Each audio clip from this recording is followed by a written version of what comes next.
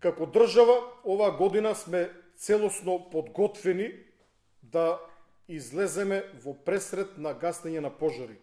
Јас искрено се надевам дека бројот на пожари ќе биде значително помал, но следејќи го она што се случува во соседна Грција, каде што веќе владеат неколку пекулни пожари, кои што го загрозуваат животот на граѓаните, ние треба да бидеме подготвени.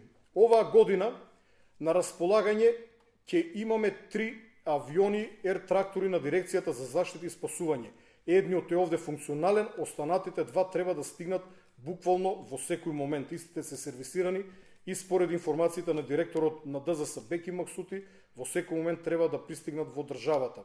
На располагање имаме 2 армиски хеликоптери, за кои што значено да напоменаме дека имаат ограничување, бидејќи се работи за тешки војни хеликоптери и во најжешките часови, кога и вообичаено пожарите се најсилни, истите не може да се користат, бидејќи не е безбедно нивната употреба пред се за посадата.